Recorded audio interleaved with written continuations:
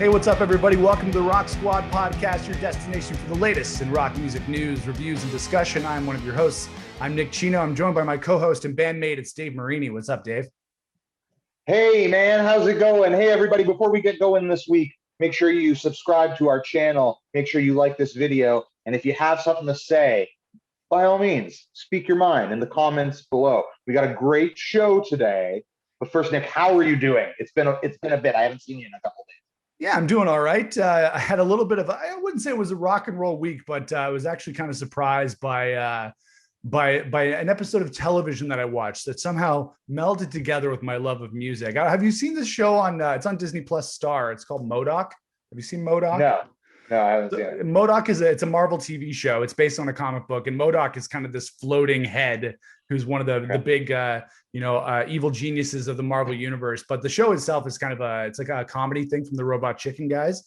So Patton Oswalt does the voice of MODOK. Anyways, he's always trying to take over the world. In this latest episode, he's trying to get back together with his wife. So he's trying to think about a time when they were romantic that he can take her back in time to fix their relationship. So he decides to take her back 20 years to a Third Eye Blind concert. Okay. And so they go back in time to the Third Eye Blind concert, and like Third Eye Blind's there playing music, they're playing their songs. And then at the end of the episode, it's kind of like this really emotional montage, and there's this really acoustic version of Never Let You Go that they play. And the thing is that anybody who knows me knows that I'm a massive Third Eye Blind fan, and a lot of people make fun of me for that because, you know, most people gave up on Third Eye Blind right after the first album, but I've continued to be like their biggest fan in the world.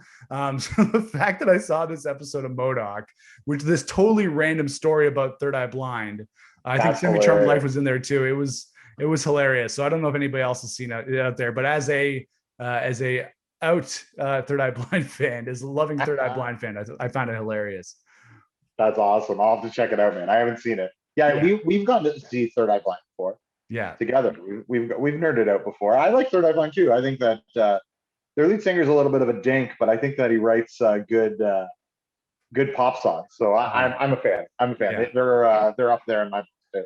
Yeah, they're definitely up there for me too. I know they wouldn't be for a lot of people. And I don't know how great they are live. Yeah, Stephen Jenkins, a little bit iffy on the vocals live, but I do love them as a band, and it was fun to see that episode of MODOK. You know, you're watching a Marvel show, and then all of a sudden, one of your favorite bands is in there randomly. So kudos to whoever wrote that episode of MODOK. And 25 years after their success. Exactly. It's not like they're not Lady Gaga right now, you know. I know. Well, their latest album, Screamer, is actually really good. You know, I do think they are still a good band. So yeah, they're worth checking out. Yeah, they got lots of great records, man. Yeah, for sure. Speaking of great records, this week, Dave, I don't know if you saw it. It was the anniversary of the release of Blink-182's "Enema of the State," which for me was the album that got me into Blink-182. We were both in high school. Not to show our age, but we were both in high school when that record came out. And I think back to like when What's My Age Again and All the Small Things came out. Those songs were such huge radio hits. I saw Blink-182 on that tour with Silverchair at Maple Leaf Gardens in November of 1999. So I have a lot of fond memories of that record. How about you?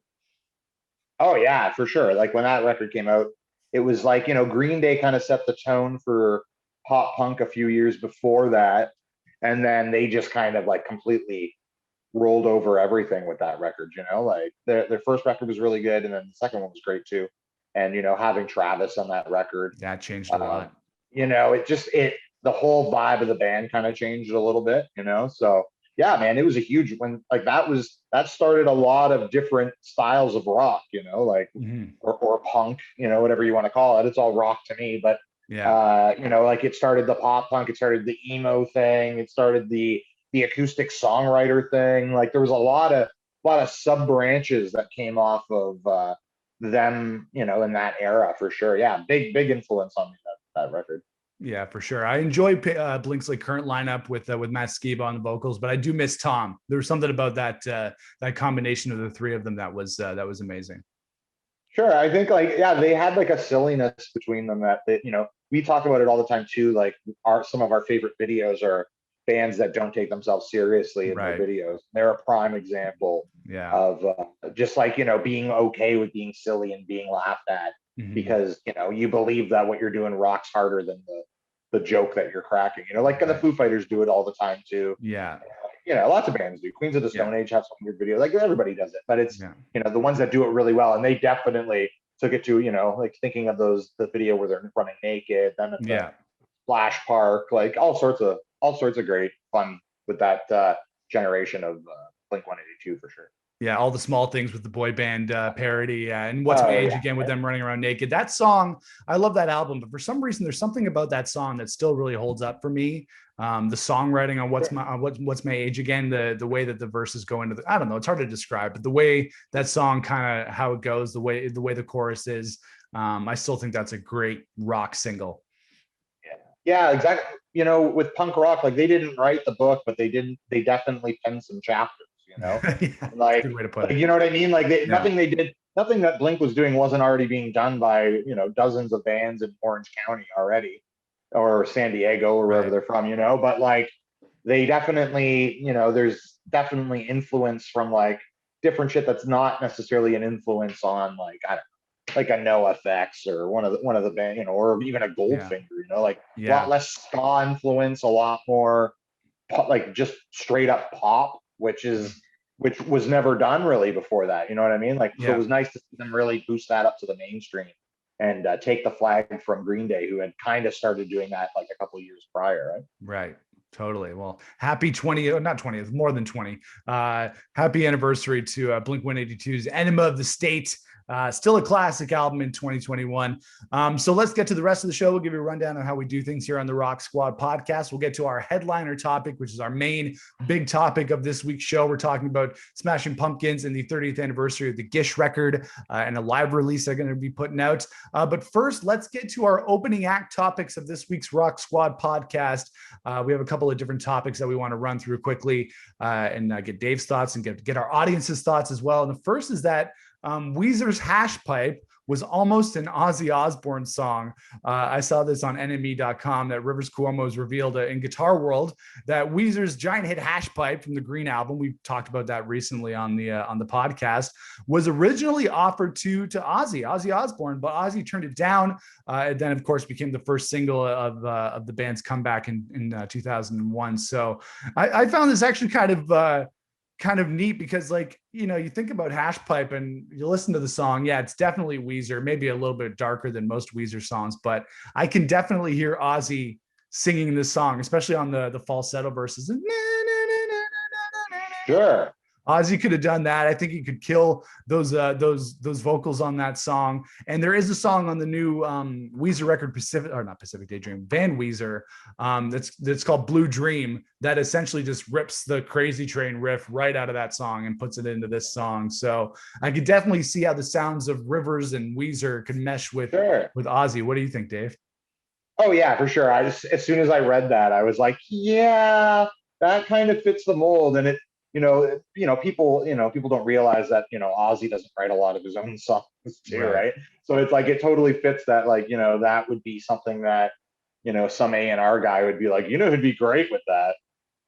Ozzy Osbourne, and how are you going to say no to that? But that opens up a whole, like, there's something we don't talk about a lot too with music is having ghost writers and having ghost producers and shit. And like, I know myself, we've done a lot of work with like licensing and stuff and writing songs, and we're looking to do more work like that. But you never know who's getting asked to write songs for popular artists. Right. And it always blows my mind. Like, I had an opportunity a few years ago to write songs for Busta Rhymes, and that, it doesn't fit my mold at all. But I was like, I'm going to give it a fucking shot because, like, what if Busta loves my kid? So, sometimes those opportunities come up. I would definitely be stoked if I could write a song and pitch it to Ozzy Osbourne. So I definitely understand why Rivers was eager to jump at that opportunity.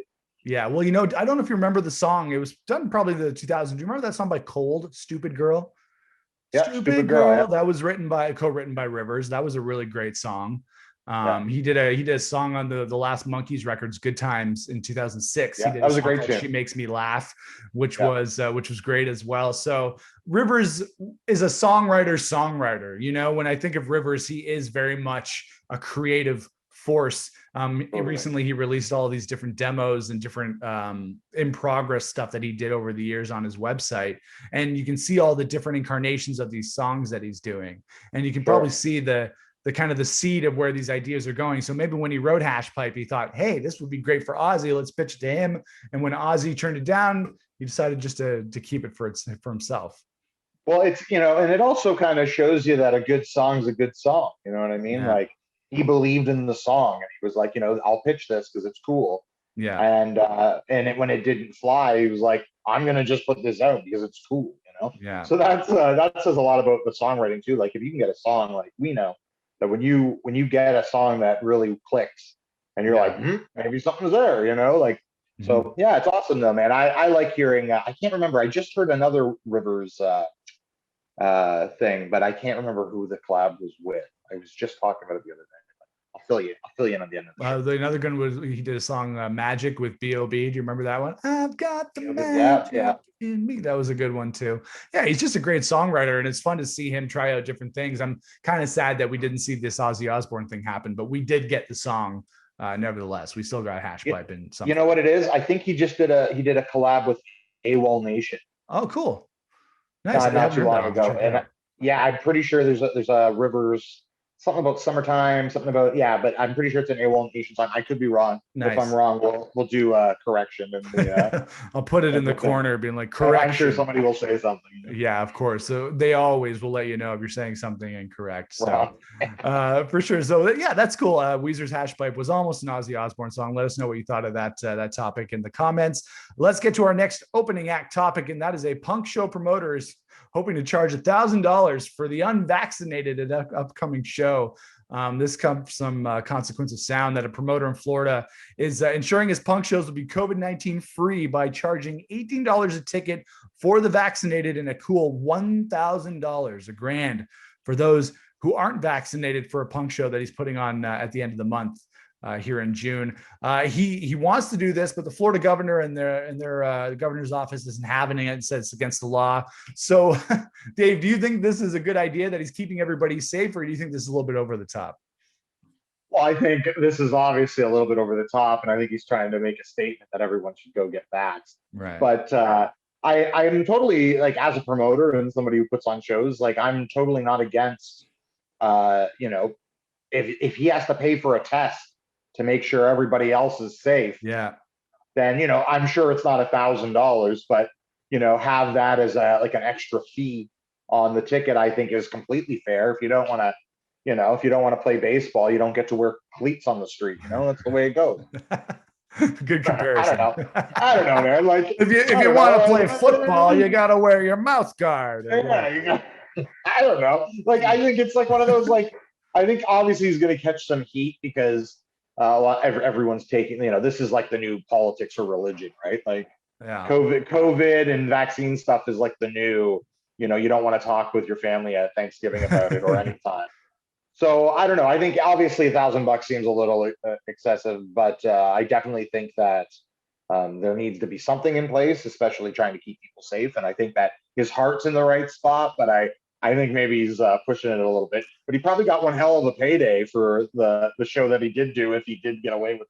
Yeah, for sure. Well, yeah, exactly. Like, we need to be encouraging as many people as possible to get vaccinated. And that's the thing. It's whether you kind of believe it in or not, it's science. So I think you should probably, give it at least some credibility. But like, whether you believe it or not, if you want to get back to regular activities like going to a show, it's going to have to happen, because, if you go to a show where there are a lot of people who are vaccinated, you don't want to be that person who's still going to be bringing COVID into that situation. When everybody's starting to get back to normal, everybody wants to go to a show. The next topic we're talking about is a bunch of tours that have just been announced or rescheduled. If you want to get back into it, you got to do it, because we all want to go to shows. We want to enjoy ourselves. We want to be safe for everyone. When you think about it, the most rock and roll, the most punk rock thing you can do is be safe.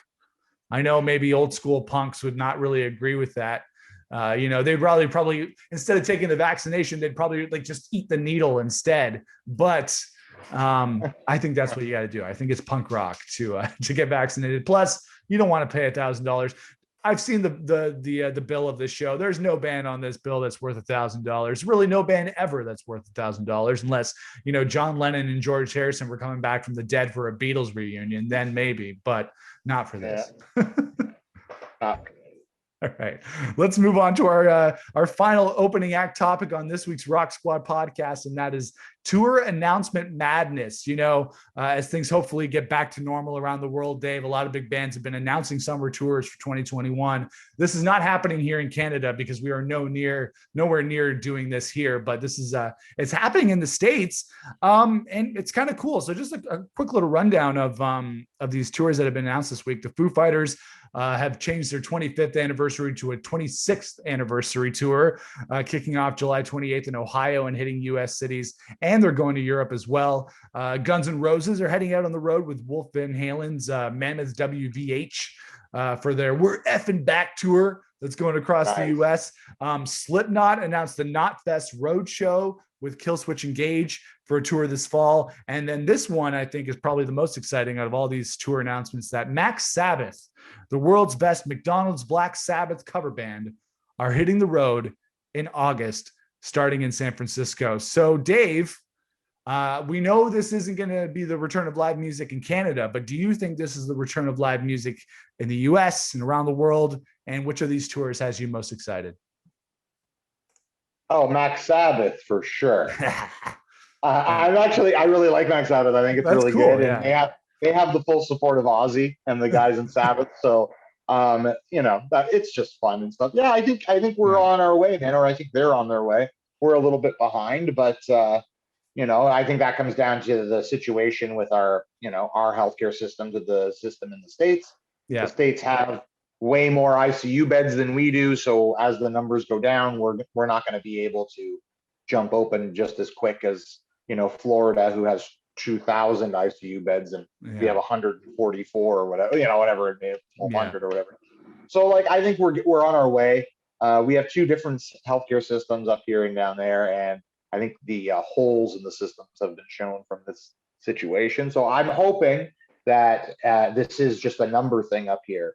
And as soon as everything drops down, that everything goes back to normal. And it looks like I'm watching lots of things in the States, lots of sports, lots of wrestling events, lots of things going on right now that they seem to have it under control, and there doesn't seem to be any spikes. So fingers crossed that this is all on the up and up, and we can come out of this on the other side, and hopefully Canada won't be far behind, and we'll start seeing some stuff come to town maybe in the fall or the late winter of next year. Yeah, for sure. Well, this week actually reminded me as being kind of the opposite of last year. I don't even remember, in March 2020, there was that week right before everything really locked down for the first time everywhere. But there was that week where every tour and every show and every concert was canceled. They just kept coming. And for us here in Hamilton and Ontario, we had a bunch of shows that were coming here. The Foos were coming here. Rage was going to come here. There was a bunch of really great shows that were scheduled during that time, during the summer of last year. And there was that week that everything got canceled. And this week reminded me of, kind of being the opposite of that, where things are now finally being rescheduled. All these bands finally announced that they're going back on the road. And it felt good to see things being rescheduled and announced instead of being canceled and postponed. So I was very happy to, see the Foos are going to be back on the road. Even though they're not coming to Canada, it feels like a step in the right direction. Absolutely, man. We're following in their footsteps. It's just a matter of time before all the numbers make sense and it looks safe to everyone to proceed. And I'm looking forward to it, man. Our band Fools Union had to cancel a bunch of stuff. During the first go of it. I don't even know, was that last summer or the summer before? I can't remember. But we had stuff ready to go, and we were looking forward to a good summer of shows. And I really do hope we can get back on stage and start rocking again. But time will tell, man. Fingers crossed. Let's stay positive, Yeah. I think I'm looking forward to the Foo Fighters the most, and as you were saying, Max Sabbath.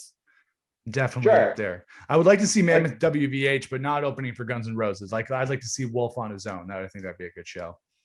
Yeah, I'm stoked to see Mammoth. I think that's a really great project, and I think he's doing complete justice for a brand and a band that kind of shit the bed in the last 20 years for its fans. Yeah. So I think that having something to be excited about from that camp, that's not just, you know, old men fighting about stupid shit. You didn't like Tattoo? You didn't like that song they put out when Van Halen put out their last studio record? Tattoo, Tattoo. Yeah. I don't know. Diamond Dave was back. It was great. Bring back the latex or the spandex. Bring back the latex and the spandex. Yeah, for sure. All right. Those are our opening act topics on this week's Rock Squad podcast. Let us know what you thought of those topics and what you thought in the comments. If you're listening to the audio version of the podcast, you can let us know what you thought on our social channels at Rock Squad Pod on Twitter and Instagram. But let's get to this week's headliner topic, and that is the Smashing Pumpkins have celebrated the 30th anniversary of Gish and have announced a live release as well. Gish was released on May 28th, 1991, produced by the great Butch Vig. The band Billy, and I think it was Jimmy, did a special live stream over the weekend and announced a new archival release that's going to be coming out, a vinyl release featuring a 1992 concert in Kawasaki. I think that's right, Japan. It's going to be available on 180 gram purple swirl double vinyl on the band's web store. And this first archival release is supposed to be part of a series that the band is going to be doing. Personally, like, you know, the Smashing Pumpkins for me are one of my favorite bands of all time. I do love Gish because there are some all-time great Smashing Pumpkins songs on there, like I Am One and Shiva and Rhinoceros, Bury Me. It goes on and on. But aside from the big songs, I've always found that Gish, a lot of the songs on that record don't really stick in my head. And I was wondering why. And it's actually, I found out because I was watching a YouTube video with Billy Corgan, and he went through all the different Gish songs and how he wrote them and everything. And he said that he thought that a lot of the songs on Gish, maybe not those big songs, but some of the songs on Gish maybe weren't as memorable or as catchy as they should have been, and that he learned to write a lot more after that. Obviously, we got into Siamese Dream and Melancholy and everything like that. But when you look back on Gish, it's still a great sounding record. Butch Vig did the production on it, so we know that it sounds great. It still sounds great to this day. And then Billy Corgan saying that Gish had influence on Nevermind, which was also produced by Butch, and some other records of that era. I love it. It's not my favorite Pumpkins record, but I still think it's great. It's a great debut. What's your read on Gish, Dave? Oh, I love Gish. You know, Rhinoceros is one of my favorite songs, and I think that definitely the production that went into that spilt over into the Nevermind sessions for sure. Like that's you can't not notice that. Like the sonics of it all, like the weight of the drums and the bass. And the huge guitars too, you know, like I've heard stories too about tracking guitars with Billy on that, and you know, that like having like 40 guitar tracks of guitars, and we all know the story of him tuning the guitar like 1 cent down, right? Like so like it's E but -1, you know, or D but minus whatever the hell it's gonna be to just thicken it up even more. And like like a lot of thought and a lot of production went into that record, and it is a great sounding record. Obviously the other records they put out sound better. I feel like they're definitely one of those bands that the records and production gets better and better and better and better as you go through their catalog. And like I think you can probably speak to this, is that as an artist, that's something you're always trying to tackle. Like you're always like, oh, I wish it sounded like this. Oh, I would, and you bounce things around. I think that's with most arts, that if you're painting or if you're a comedian, like you're always trying to like, that didn't land the way we wanted, or that we can tighten that up. Yeah. So, that's something that, we've heard stories of Billy Corgan being kind of a control freak.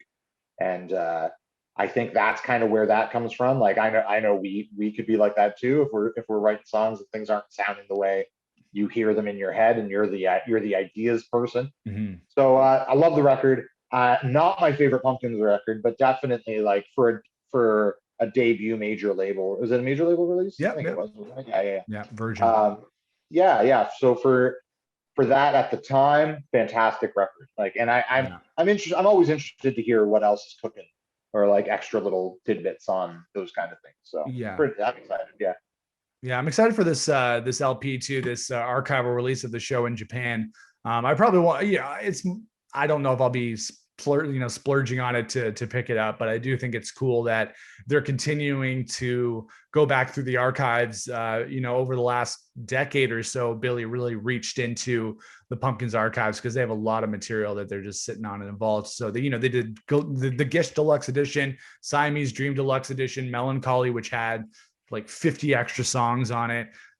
So there's a lot in the Pumpkins vault for them to release. And the thing is that they're also still working on new music. Billy in the band, they did Sear, which came out late last year. Then they're working on a new record now, which is going to be a double record in the vein of Machina and Melancholy. So I'm still very much on board as a Pumpkins fan. I know some people jump on and off with the band depending on what they're doing and how they sound, but I'm just still into it. I still think Billy's making great music, and digging into the stuff is cool too.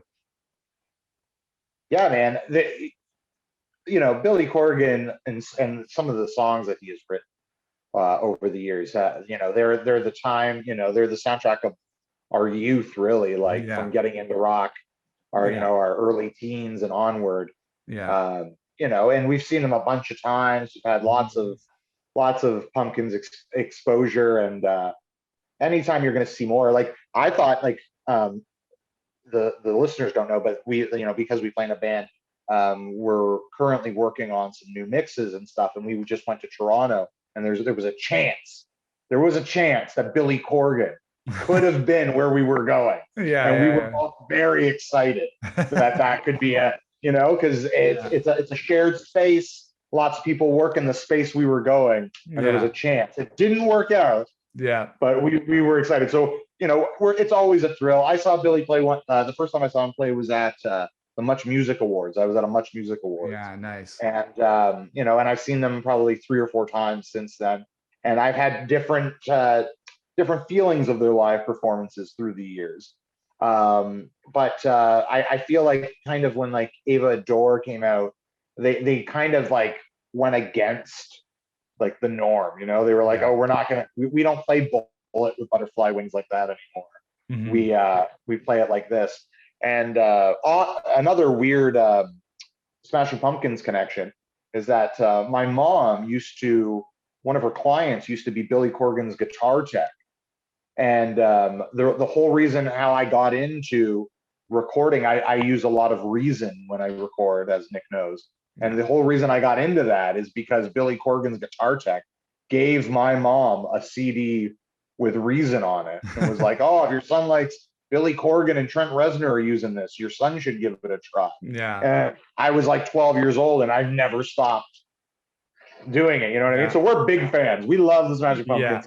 I think that this is a great, everything they do should be, shown in its full light. And I'm excited to see what happens, because they're actually a really good band now. And since all the bullshit stopped and they seem to be getting along, it was fun. I saw them a couple summers ago. It was a co-headline bill with them and Noel Gallagher and the High Flying Birds, and it was great. So I can't wait for anything that comes from Billy and the crew.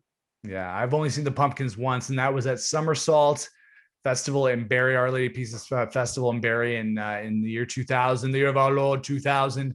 And that was on the Machina tour, an album which I really liked, but they came out and they went really Machina at that show. And it was very much a disappointment for a lot of people in the audience who were expecting more old school Pumpkins. And I think since then they've gotten a little bit more crowd pleasing with their live show, but that was the end. They were breaking up in 2000. So I think Billy was very hell bent on presenting this dramatic show.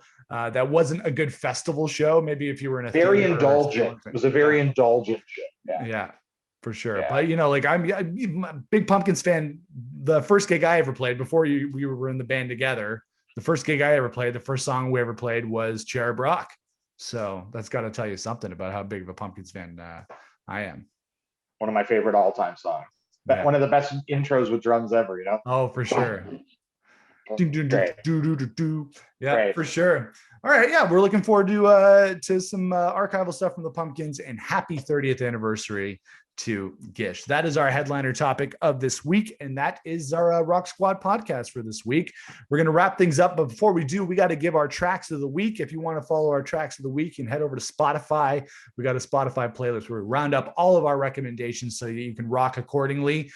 Dave, do you have any tracks of the week this week? Yeah, I've been talking about it the last couple of weeks that I've been pretty heavy. Once I fall into a band again, I've Mhm. been kind of like overplaying it. And a band that I started listening to years and years ago when I was like 14 or 15 is OK Go. Nice. And I've been jumping into the OK Go. I've been listening to their first record a lot, a really poppy record. If you don't know OK Go, I'm sure you're aware of, or if you do know them, you're definitely aware of their indie kind of pop presentation. But their first record is very much just a pop rock record, Mhm. and it's very slick, it's very LA. Is that the one with They Get they Over have It on it? Yeah, they haven't done anything with like that since. So I'm recommending two songs from that. I'm recommending Get Over It, and I'm recommending Cinnamon Lips. Two Cool. great tracks from a really good underrated pop rock record. What about you? Yeah, I love OK Go. I got a couple of tracks, Smashing Pumpkins being one of them. Rhinoceros, She Knows, Nice. She Knows, and She Knows. That's one of my, and then another song that just a random song that popped up in my Spotify recommendations, which is not really like a big rock song, a little more of a poppy kind of dream pop kind of thing by somebody I've never really heard of, Brother Tiger, but it's a song called Dancer on the Water. It's got lots of really fun 80s kind of synths in it. Not a really a big rock song, but one of the songs I've really enjoyed listening to over the last of the week. So that's my recommendations. Awesome. I'll be sure to check that out. And hey, everyone out there, if you haven't already, be sure to come and follow us on Instagram and on Twitter, Rock Squad Podcast, on Spotify, or anywhere else you get your podcasts from. We are also in a band called Fools Union, foolsunion.com, Fools Union on Facebook, Fools Union on Instagram, Fools Union on Spotify, and anywhere else you would get your music. We've actually seen a boost in numbers on our Yeah, what's going streams. on with that? So the listeners out there are coming to check it out. And from what I hear, I've heard personally that people are digging the band. So that's even better. We're Yes, we we're happy appreciate to that. present a conversation of rock and some rock to get you through your long weekends and your long drives. So thank you so much for checking us out. Anything else, Nick?